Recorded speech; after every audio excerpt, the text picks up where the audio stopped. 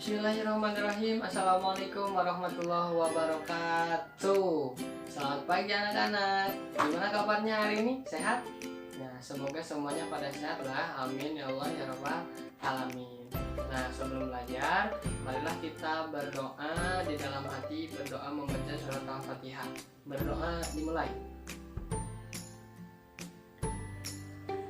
Berdoa selesai. Nah, anak-anak, pada hari ini bersama Bapak kita akan belajar masih tema 3, benda di sekitarku. Nah, sebelum belajar, mari kita siapkan dulu bukunya.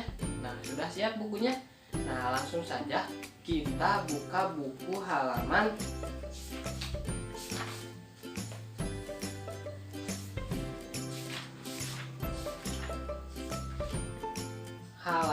22 anak-anak, subtema 1, pembelajaran ketiga.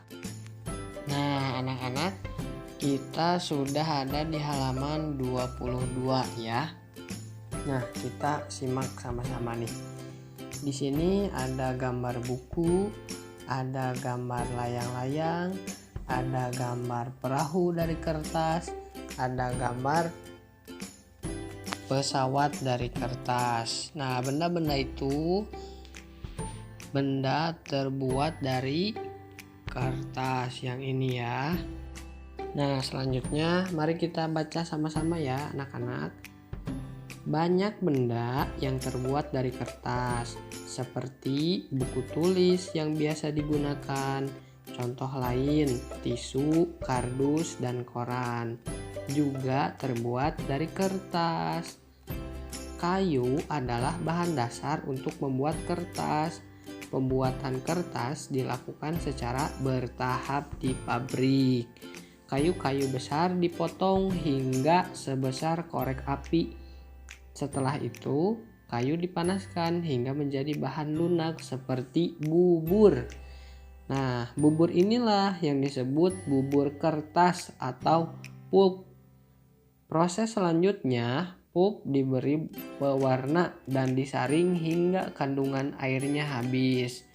Pulp yang sudah kering meninggalkan ampas berupa serat. Nah, serat itu bisa dinamakan selulosa. Nah, selulosa yang saling terkait. Kemudian, serat selulosa ini digiling hingga pipih menjadi seukuran kertas yang diinginkan. Nah, coba deh kalian tulis pulpen menulis di atas kaca. Apakah ada tinta yang bisa menempel di kaca?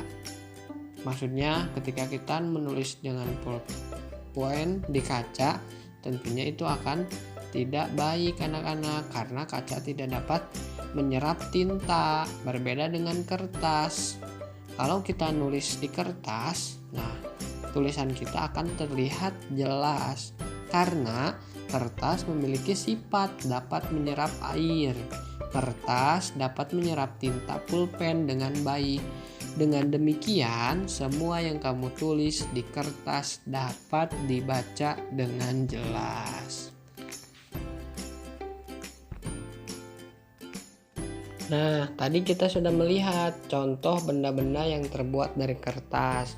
Ada buku, ada layang-layang, ada perahu mainan dari kertas, ada juga pesawat terbang yang terbuat dari kertas. Nah, selanjutnya di sini ada tugas nih anak-anak. Perhatikan benda-benda di sekitarmu. Tuliskan nama benda yang terbuat dari kertas. Contohnya tadi buku, tulis buku di sini. Dan yang lainnya kalian cari lagi ya, contoh benda yang terbuat dari kertas. Nah, pada halaman 26 tadi kamu telah membaca wacana di atas. Wacana tentang kertas di sekitar kita. Nah, sekarang tugasnya di halaman 26 adalah carilah arti kata berikut dengan tepat. Nah, kamu dapat bertanya kepada gurumu Kamu juga dapat mencari di Kamus Bahasa Indonesia. Nah, untuk tugas ini kalian cari ya di Kamus Bahasa Indonesia atau disingkat KBBI. Nah, di sini contohnya KBBI.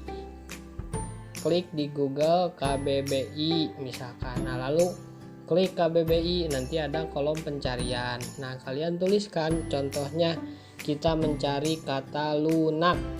Nah, kita ketik di sini lunak. Nah, muncul lunak itu titik. Nah, nanti kalian isi ya di sini ya. Nah, selanjutnya pada halaman 27 di sini buatlah kalimat dengan menggunakan kosakata di atas. Tadi contohnya kita lunak, sudah ketemu nih. Lunak itu adalah misalkan barang-barang yang tidak keras atau bersifat lentur atau bersifat lembek. Nah, di sini kita bisa nomor 1 contohnya. Plastisin merupakan benda padat yang sifatnya lunak. Nah, itu contohnya anak-anak. Nah, kalian buatlah kalimat selain dari tadi lunak.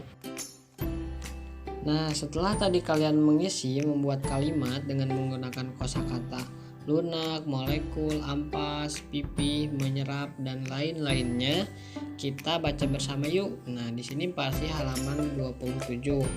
Di sini kertas dapat digunakan untuk menulis. Apakah kertas juga dapat digunakan untuk membuat alat musik? Ternyata tidak dapat. Mengapa? Karena alat musik sebagian besar terbuat dari kayu berpadu dengan kulit hewan. Contohnya antara lain gendang. Cara memainkan dengan dipukul. Kamu dapat bernyanyi diiringi gendang atau dengan bertepuk tangan. Pada pembelajaran sebelumnya, kita telah mengetahui bahwa bahan dasar untuk membuat meja, kursi, pensil, dan lain sebagainya itu ada yang terbuat dari kayu.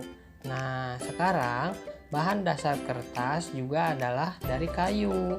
Kayu berasal dari pohon. Nah, coba perhatikan ketiga pohon yang dapat digunakan sebagai bahan dasar kertas. Nah, di sini ada pohon pinus, pohon akasia, dan pohon jati. Nah, coba kalian perhatikan. Pohon manakah yang paling tinggi? Bagaimana cara mengukur tinggi suatu pohon? Nah, bagaimana menurut kamu? Kira-kira pohon yang mana yang paling tinggi? Nah, tentunya tinggi pohon itu berbeda-beda, sama dengan tinggi badanmu, pasti berbeda dengan temanmu.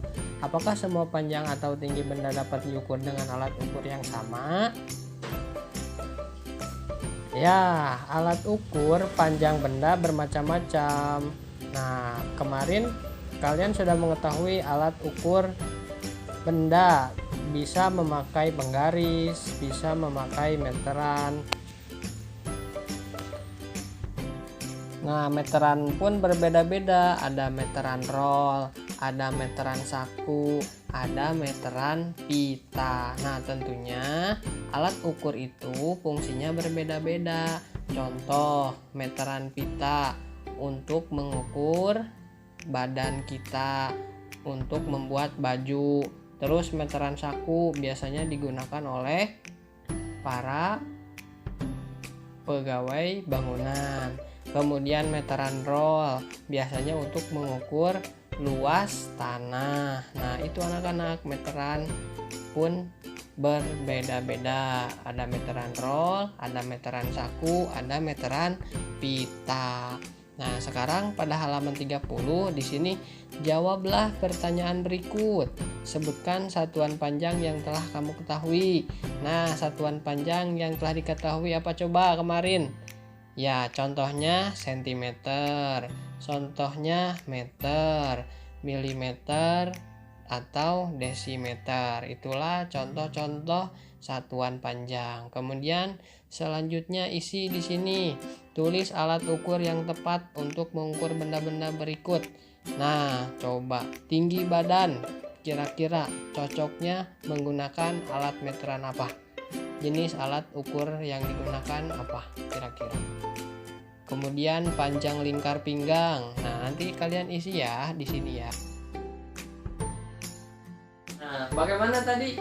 Sudah paham penjelasan dari Bapak tentang pembelajaran ketiga? Nanti tugasnya kalian diisi ya di halaman-halaman yang telah tadi disebutkan dalam video. Nanti dikirim biasa melalui Google Classroom ya. Tetap semangat. Sekian dari Bapak. Mohon maaf apabila ada kesalahan. Wabillahi taufiq wal hidayah. Walillahi wal inayah. Assalamualaikum warahmatullahi wabarakatuh. Terima kasih. Sampai jumpa kembali. Dadah.